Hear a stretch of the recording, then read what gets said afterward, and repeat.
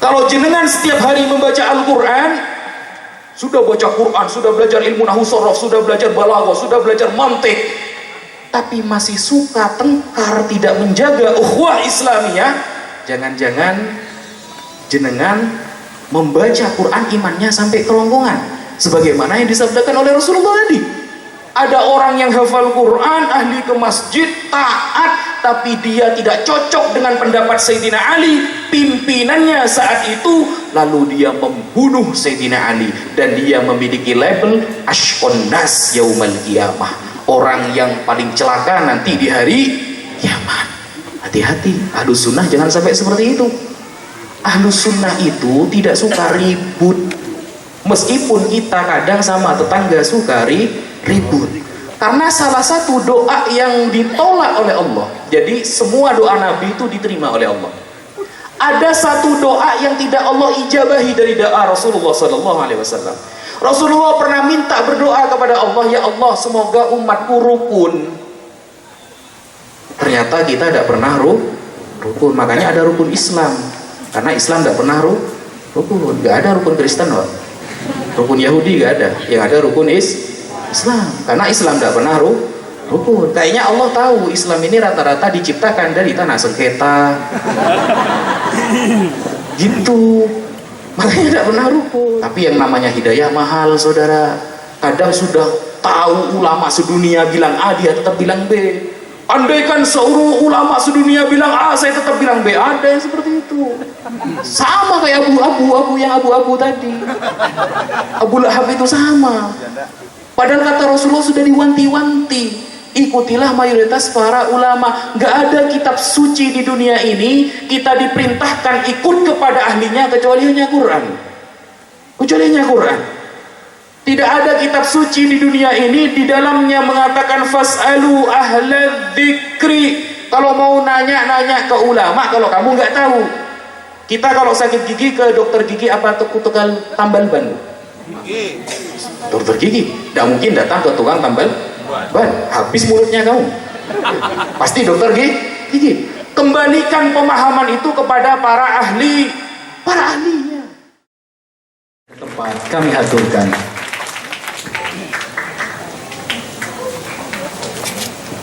Bismillahirrahmanirrahim. Assalamualaikum warahmatullahi wabarakatuh. Waalaikumsalam. Kurang semangat ya. Assalamualaikum warahmatullahi wabarakatuh. Waalaikumsalam. Alhamdulillah wassalatu wassalamu ala rasulillah Sayyidina Muhammad ibni Abdillah wa ala alihi wa sahbihi wa man wala, amma ba'd.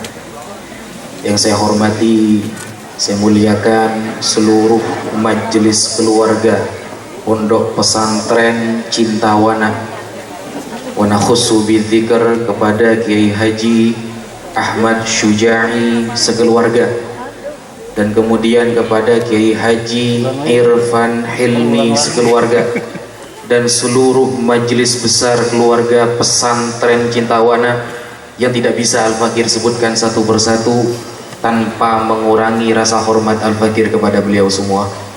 Dan tak juga kita kedatangan seorang ulama dari Tasikmalaya. Beliau termasuk orang pertama kali yang 3 tahun lalu pernah mengundang Al-Fakir, Kiai Haji Miftah Fauzi. Masya Allah, di umur beliau masih semangat untuk menjalankan sebagai pejuang agama Islam. Semoga kita semua dapat berkah dari beliau.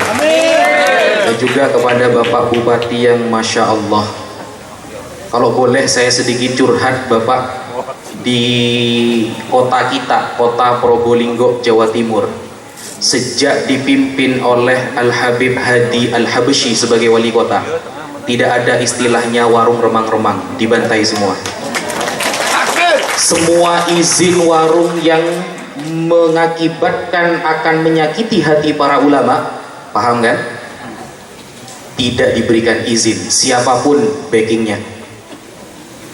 Dan di Probolinggo, musolah Bahkan masjid-masjid yang ditempati anak-anak ngaji gratis. Listriknya gratis. Listriknya. Kalau ngajinya alhamdulillah sampai Dajjal keluar gratis insyaallah. Dan bahkan guru-guru ngaji di kota Probolinggo setiap bulan digaji oleh beliau. Semoga Tasikmalaya lebih baik lagi dengan dipimpin oleh seorang pejuang Islam yang ketepatan Allah pilih menjadi seorang bupati. Semoga semuanya husnul khotimah. Kita datang ke sini niat mencari berkah dari Sohibul Haul. Yang dihauli ini dua ulama besar. Yang pertama Kiai Haji Muhammad Toha, yang kedua Kiai Haji Ishaq Farid. Dua ulama yang mungkin berkumpulnya kita di sini semoga nanti di akhirat diakui sebagai santri beliau. Amin.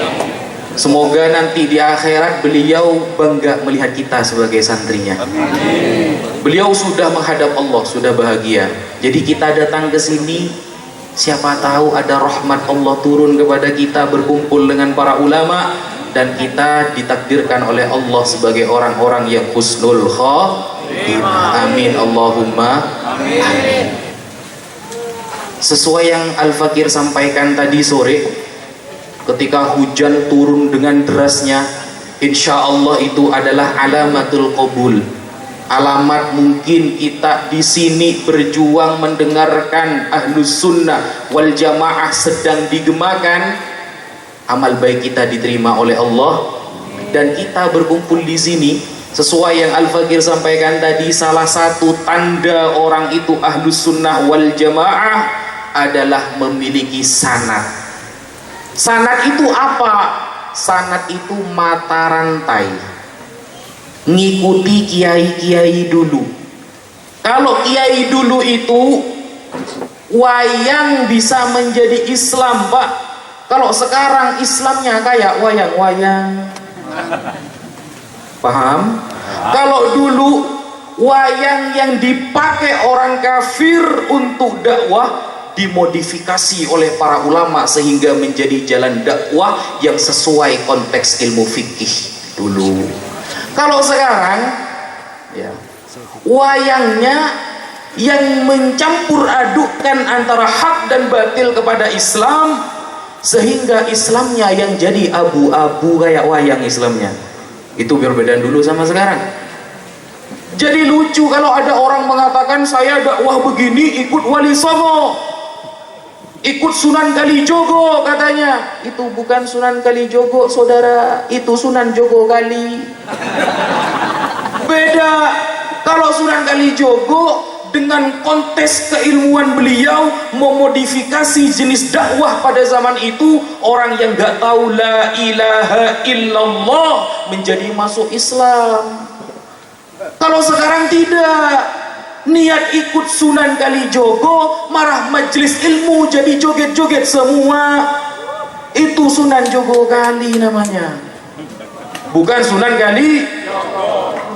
Beda, jangan disama-samakan. Dulu para wali yang ada di Indonesia lawannya orang kafir, sedangkan kita berhadapan dengan saudara sendiri. Maka lucu, umat Islam adalah umat yang dikeluarkan oleh Allah menjadi pengganti umat terbaik sebelumnya, yaitu Bani Israil. Dulu Pak, yang menjadi umat terbaik itu Bani Israil. Di dalam Al-Quran Allah menyebutkan, ya Bani Israil, uzkuru ni'matiyallati an'amtu alaikum wa anni faddaltukum 'alal 'alamin. Bani Israil pernah menjadi umat terbaik.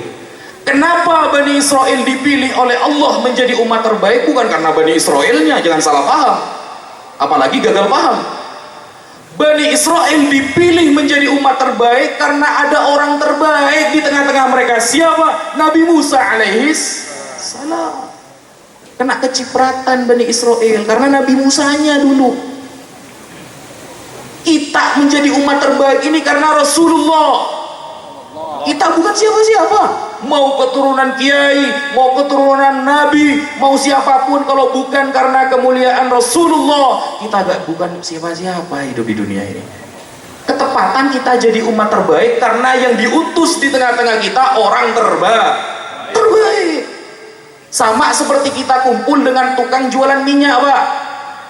Kita ikut wangi karena kumpulnya dengan jualan parfum.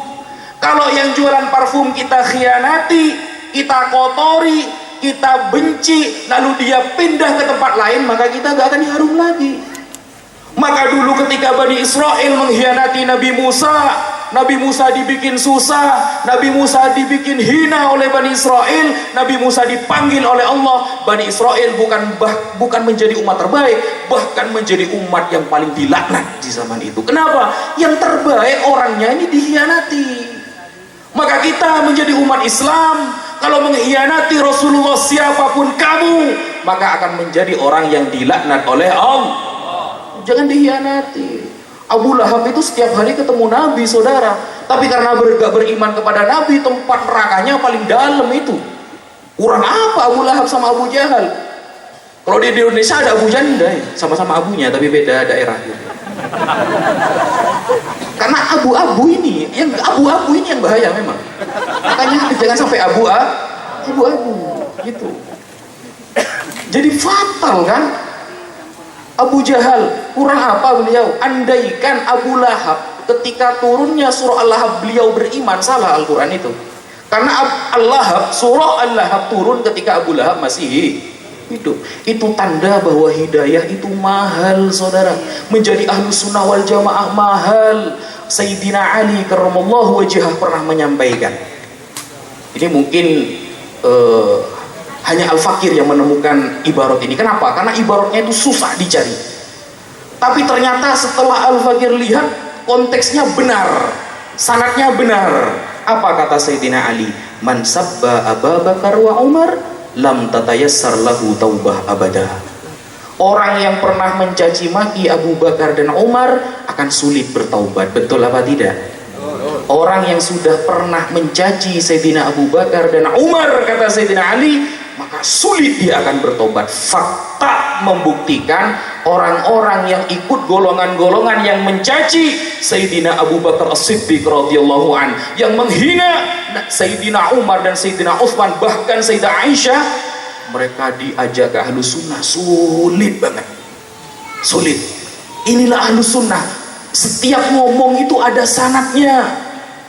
Kenapa? Karena orang yang diutus di tengah-tengah kita itu orang terbaik. Sehingga kita sebagai umat Islam punya label namanya majaro bainas sahabati naskutu. Apapun yang terjadi kepada para sahabat kita diam. Kenapa? Beliau orang mulia, saudara. Secara sanad, apa kata Rasulullah? Yang menyakiti sahabatku berarti menyakiti aku. Berarti yang menyakiti sahabat Nabi sama dengan menyakiti Nabi. Sahabat loh, saudara. Apalagi menyakiti cucu Rasulullah sallallahu alaihi wasallam. Makanya Sayyidina Ali sebelum wafat, beliau sudah tahu siapa yang akan membunuh Sayyidina Ali. Rasulullah dalam hadis sahih dikatakan ashqan nas rajulani ya Ali. Orang yang paling celaka ada dua, wahai Ali. Siapa? Pertama, atirun naqah, orang yang membunuh untanya Nabi Soleh. Kok untanya? Baru untanya dibunuh, dia menjadi ashqan nas, orang yang paling celaka. Apalagi yang dibunuh Nabi Soleh, apalagi yang dibunuh cucu, apalagi yang dibunuh keluarga.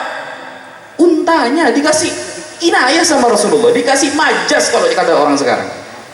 Orang yang paling ashqan nas yaumal qiyamah ya Ali, sahih ini, dicari sanadnya, adalah akhirun naqah, orang yang membunuh untanya Nabi Soleh. Makanya kita kalau ngaji kitab ta'lim muta'allim, jangankan kepada anaknya kiai, kepada hewan peliharaannya kita wajib hormat. Sanadnya mana? Tadi hadis sahih dari Rasulullah bahwa dulu ada orang yang celaka. Siapa? Orang yang membunuh untanya Nabi Soleh, membunuh peliharaan orang soleh. Itu mengusik Allah subhanahu wa ta'ala. Maka ketika beliau sudah wafat dipanggil oleh Allah, wajib bagi kita santrinya memuliakan keluarga beliau. dalilnya sahih. Yang kedua, kata Rasulullah, orang yang paling celaka nanti di akhirat wahai Ali adalah orang man qatalakah, orang yang membunuh kamu wahai Ali. Ditunjuk oleh Rasulullah ke muka beliau, ke muka beliau. Apakah yang membunuh Sayyidina Ali orang kafir? Tidak. Apakah yang membunuh Sayyidina Ali orang jahanam, orang musyrik? Tidak. Orang yang membunuh Sayyidina Ali orang hafal Quran, saudara, orang yang ahli datang ke masjid, orang yang sangat pejuang dalam agama yang membunuh Sayyidina Ali.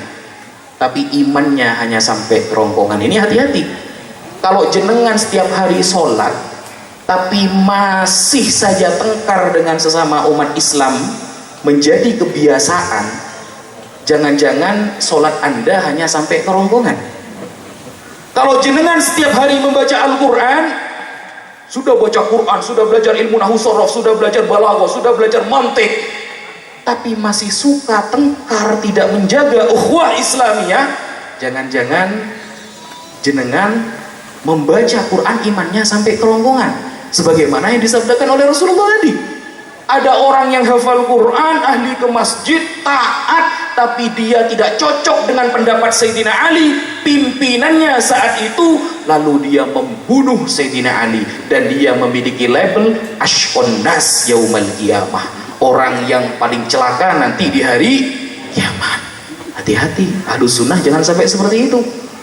Ahlus Sunnah itu tidak suka ribut, meskipun kita kadang sama tetangga suka ribut, karena salah satu doa yang ditolak oleh Allah. Jadi semua doa Nabi itu diterima oleh Allah. Ada satu doa yang tidak Allah ijabahi dari doa Rasulullah SAW. Rasulullah pernah minta berdoa kepada Allah, ya Allah semoga umatku rukun. Ternyata kita tidak pernah rukun. Makanya ada rukun Islam, karena Islam tidak pernah rukun. Gak ada rukun Kristen, Pak. Rukun Yahudi gak ada. Yang ada rukun Islam, karena Islam tidak pernah rukun. Kayaknya Allah tahu Islam ini rata-rata diciptakan dari tanah sengketa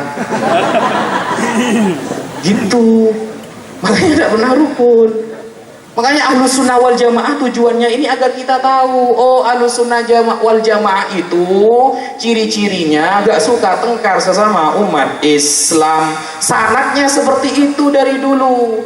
Antum mau maulid terserah, mau nggak maulid terserah, tapi kalau menjadi musuh sesama umat Islam akan meninggalkan dosa besar yang bernama adawah bainal muslimin, bermusuhan sesama umat Islam. Saya maulid Nabi, jangan ditanyakan dalilnya, banyak sekali di dalam Nahdlatul Ulama, banyak banget. Ada saudara kita misalnya nggak maulid Nabi, lalu Anda mencaci maki dia. Bukan karena Anda membela maulid nabinya Anda mendapatkan pahala, bukan. Tapi dengan Anda mencaci maki dia, Anda sudah melanggar 3 hadis sekaligus. 1, laisal mu'min billa'an wala bitta'an wala la'an. Muslim tidak boleh saling mencaci, tidak boleh melaknat. 2, adawah bainal muslimin, memusuhi umat Islam. 3, rugi kamu dakwahnya gak ngena ke hati saudara kamu. Makanya dalam kitab Fathul Mu'in diterangkan, kalau kira-kira kita dakwah kepada saudara kita akan menjadi musuh, maka saat itu diam lebih baik, kata kitab Fathul Mu'in. Berarti kamu belum mampu. Kalau kita kan tidak, mentang-mentang yang maulid hadis dalilnya banyak, saudara kita yang gak maulid Anda musuhi, itu salah sebenarnya, gak ada sanadnya itu. Bahkan kata Imam Syafi'i, dosa yang paling besar dibawa ke akhirat adalah bermusuhan sesama umat Islam. Kita lupa, karena terlalu fokus dalil, kita lupa bahwa saudara kita wajib diluruskan, bukan dihakimi, saudara. Bukan dihakimi. Saudara kita yang bengkok itu diluruskan, disampaikan dalilnya. Ini loh sanadnya seperti ini. Rasulullah seumpama ya, mana dalilnya maulid Nabi makan-makan? Oh, an Anas bin Malik anna Rasulullah aqqa an nafsihi ba'da nubuwah ma'a anna jaddahu Abdul Muttalib qad fi sabihi wiladatihi wal aqiqah la tu'adu marratan saniyah. Nabi pernah aqiqah kedua kalinya, makan-makan. Ada enggak dalil maulid Nabi berpuasa? Ada. an Abi Qatadah Al-Ansari anna Rasulullah su'ila an shaumi yaumil itsnain faqala fihi wulidtu wa fihi unzila alayya. Ada enggak dengan gelar-gelar seperti ini? Ada, banyak dalilnya. Lalu dengan hebatnya kamu langsung memusuhi, mencaci maki sesama umat Islam. Jangan. Itu tidak pernah ada sanadnya seperti itu. Maka Ahlus Sunnah wal Jamaah kepada sesama umat Islam itu ruhama'u bainahum. Tidak ada agama yang ayat pertama di dalam kitab suci langsung menjelaskan kasih kecuali hanya Islam.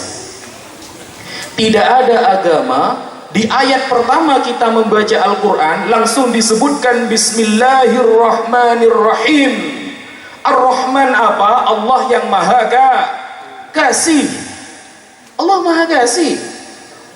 Kita lupa bahwa di sana banyak orang-orang kafir yang membantai umat Islam. Kita di sini masih musuhan sesama umat Islam. Kita lupa saudara kita yang di Palestina dibantai habis-habisan, di sini malah mencaci maki Yaman. Padahal kata Rasulullah, sayakunu junudun mujannada Yaman wa Syam. Dilihat hadisnya, Sahih Bandar nanti itu. Al-Fakir sudah mempelajari semuanya bahwa nanti di akhir zaman akan ada dua tentara Allah. Satu di Yaman, dua di Syam. Bukannya fokus membantu saudara yang di Palestina, malah caci maki. Inilah caci maki kiai, caci maki habaib, caci maki ini, caci maki. Dah selesai. Mau debat lah, giliran didatangi ke Banten nggak datang, kampret kata saya.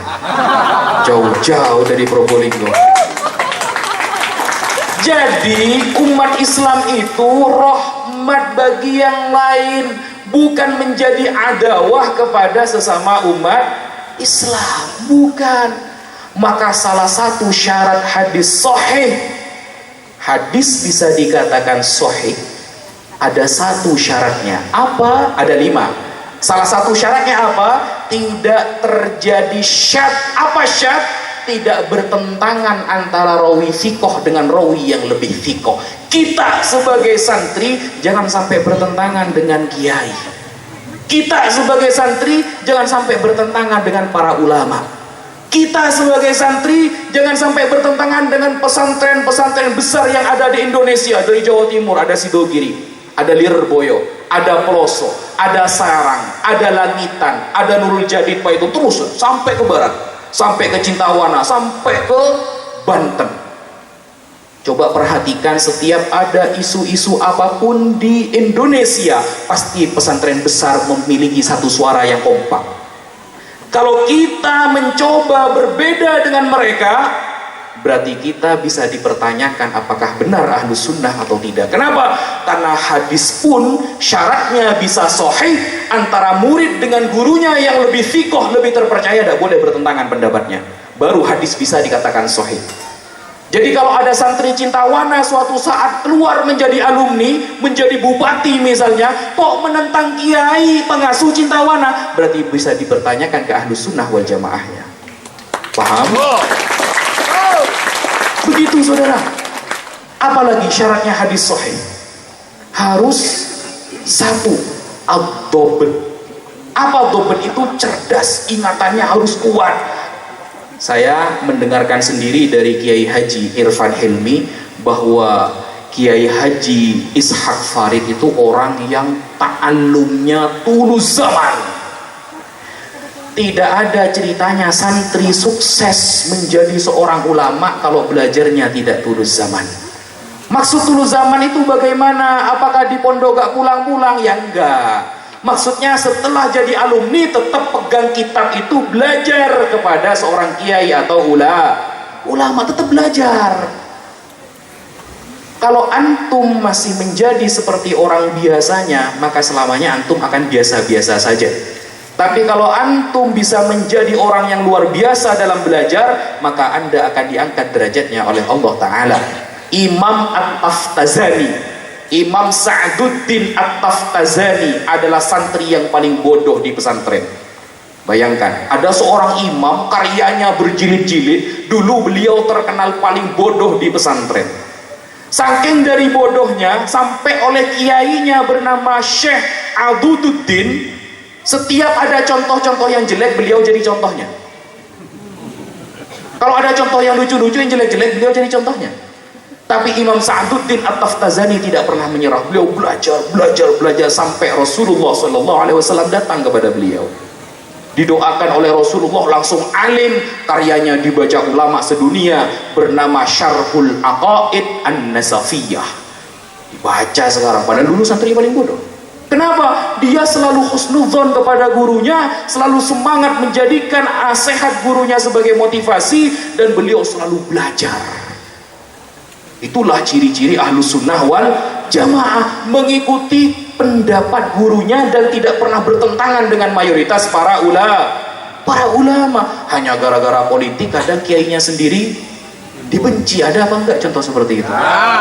Gara-gara politik, beda pilihan presiden, kiai yang ngajarkan alif ba ta, kiai yang ngajar di pesantren bertahun-tahun, wah kiai saya kan tidak paham politik, sok-sokan. Bayangkan, kiai saya tidak paham politik, saya ini lebih paham, jadi wajar saya berbeda dengan kiai. Nah ini baru kena dunia sedikit sudah seperti ini, saudara. Baru kena dunia sedikit sudah seperti ini. Baru pembahasan, belum fitnah nanti Dajjal keluar. Oh tenang Ustaz, kalau Dajjal kan ada tulisannya Kak Fakro. Jadi itu apa? Akan menjadi tanda-tanda nanti saya tidak akan ikut Dajjal. Bro, saya ini perokok, di rokok ada tulisannya rokok membunuhmu, saya tetap rokokan bro. Apalagi Dajjal. Rokok saja saya tidak bisa berhenti gitu. Padahal sudah besar tulisannya rokok membunuhmu, pakai gambar yang paling keren itu. Apalagi Dajjal. Di follow sama kamu nanti. Kalau bertentangan dengan pendapat kiai, jangan sampai. Sekarang fitnah sudah di mana-mana. Kaki tangan Dajjal sudah mulai ada. Karena kata Rasulullah, nanti di akhir zaman Ahlus Sunnah wal Jamaah itu bercerai-berai. Maka Rasulullah mewanti-wanti kepada kita. Apa kata Rasulullah? Fa'alaikum bisawadil a'zam. Ikutilah mayoritas ulama. Kalau kamu nanti di akhir zaman kamu bingung, Kiai A mengatakan haram, Kiai B mengatakan halal, kamu bingung mau milih yang mana, maka pilihlah sawadul a'zam. Siapa dari mayoritas para ulama yang memilih si A, maka ikutilah si A. Begitu caranya. Tapi yang namanya hidayah mahal, saudara. Kadang sudah tahu ulama sedunia bilang A, dia tetap bilang B. Andaikan seluruh ulama sedunia bilang A, saya tetap bilang B. Ada yang seperti itu. Sama kayak abu-abu yang abu-abu tadi. Abu Lahab itu sama. Padahal kata Rasulullah sudah diwanti-wanti, ikutilah mayoritas para ulama. Gak ada kitab suci di dunia ini kita diperintahkan ikut kepada ahlinya kecuali hanya Quran. Tidak ada kitab suci di dunia ini di dalamnya mengatakan fas'alu ahla dzikri. Kalau mau nanya-nanya ke ulama, kalau kamu nggak tahu. Kita kalau sakit gigi ke dokter gigi apa tukang tambal ban? Dokter gigi tidak mungkin datang ke tukang tambal ban, habis mulutnya kamu. Pasti dokter gigi. Kembalikan pemahaman itu kepada para ahlinya. Tapi karena hidayah mahal, hidayah itu mahal. Saya ulangi ya, hidayah itu mahal. Anda akan istiqomah mendapatkan hidayah ketika Anda tetap dekat dengan orang-orang soleh. Kalau Anda coba menjauh dari orang-orang soleh, jangan harap hidayah datang kepada Anda. Kenapa? Dzikros sholihin tanzilur rahmah. Menyebutkan orang soleh bisa menurunkan rahmat, apalagi berkumpul dengan orang soleh, apalagi berkumpul. Kalau bercerita tentang Kiai Haji Ishaq Farid saja bisa mendatangkan rahmat, apalagi berkumpul dengan keluarga beliau. Hati-hati saudara, banyak sekarang santri murtad ada. Saya punya teman, kalau jenengan lihat YouTube, saya itu kan sering berdiskusi lintas agama. Alhamdulillah, hampir setiap bulan ada aja yang mu'alaf. Alhamdulillah, kemarin Ramadan 7 orang mu'alaf. Alhamdulillah. Nah, suatu saat ada santri pinter baca kitab, dia nyoba-nyoba mungkin. Awalnya ikut murji'ah, yang penting hati tetap iman. Secara zahir saya ikut kafir, gak apa-apa Ustaz, kata dia. Oh oke. Dapat 1 bulan dia bilang ke saya, Ustaz, saya dapat transferan 38 juta. Ini antum 8 jutanya. Kata saya. Hadza rijsun 'an 'amali syaitan. Itu dari setan. Makan. Saya mending kelaparan mati daripada makan itu. Loh, gak apa-apa ada pendapatnya Ustaz. Murji'ah itu belum termasuk kufar loh, belum termasuk kafir, karena hatinya tetap beriman. Alasan dapat 2 bulan dia alim loh, tahu sorof hatam dia, bisa alfiah dia. Dapat 2 bulan pacaran sama orang non muslim, jatuh kepada zina. Nah ini setelah jatuh kepada zina laporan lagi ke saya, Ustaz gimana ini ya, saya kayaknya terlalu dalam masuk ini. Dapat beberapa hari kemudian dibaptis, na'udzubillahi min, dan sekarang menghajar umat Islam habis-habisan. Dikatakan Nabi Muhammad begini di YouTube-nya dia berani mengatakan Nabi Muhammad begini, Al-Quran begini. Saya laporkan ke polisi, sampai detik ini tetap tidak tertangkap. Kenapa? Sudah kabur ke Amerika. Kabur sudah ke Amerika, jadi warga resmi orang Amerika. Santri, bayangkan, nyoba-nyoba hidayah Allah dipermainkan, murtad saudara, murtad. Jangan coba-coba jauh dari orang soleh. Kita mau ngandalkan sholat gak bisa, sholat kita gak ada yang husuk. Mau ngandalkan sodakoh kita pas-pasan sodakohnya, kalau ketepatan ada uang saja sodakoh, kalau gak ada kita sudah pelangga-pelungu kan di rumah. Mau mengandalkan apa kita? Ayo, wiritan kita, zikir gak ada yang istiqomah. Zikir apa kita yang istiqomah setiap hari? Wa inqallah, meskipun sedikit, gak ada. Kalau bukan karena berkumpul dengan orang soleh, jangan harap iman Anda tertolong di akhir zaman. Belum dajjalnya keluar, Anda bisa na'udzubillah murtad loh. Apalagi nanti dajjalnya yang keluar. Makanya disebutkan oleh Rasulullah, nanti orang terpilih pun akan ada yang terikut dajjal. Bayangkan, orang yang terpilih pun, orang yang alim bisa ikut dajjal, apalagi kita. Semoga kita semuanya husnul khotimah, kita semuanya dilindungi imannya oleh Allah dan Rasulullah SAW bangga menjadi umat seperti kita. Ya meskipun kita sholatnya kadang bolong-bolong, sodakohnya pas-pasan, kita gak ada yang istiqomah sama sekali lah. Jadi kalau andaikan dikatakan dalam Al-Quran ukhrijat linnas ta'muruna bil ma'ruf, itu enggak banget kayaknya kalau ke kita, enggak banget itu zaman sahabat itu. Jadi atumnya itu yang paling tepat kepada para sahabat. Kalau ke kita kayaknya enggak pantas sama sekali itu. Kalau kita kan gini kan, sholawat 2 kali minta Al-Fat kan begitu. Ustaz gimana sekiranya saya kaya raya baca sholawat, baru seminggu baca sholawat mintanya Al-Fat, sama dengan punya uang 5.000 datang ke dealer, ya dapat sepion. Ya. Gak bisa saudara, gak bisa gitu. Kalau zikirnya sudah puluhan ribu istiqomah minta Al-Fat pantes. Baru kemarin dapat ijazah yang diminta langsung Al-Fat, yang datang bukan Al-Fat, malaikat Israel kirim salam. Ya mungkin itu dulu yang bisa Al-Fakir sampaikan, kurang lebihnya mohon maaf. Wassalamualaikum warahmatullahi wabarakatuh. Waalaikumsalam warahmatullahi wabarakatuh. Kurun jazilan alfa jazilin, terima kasih banyak kami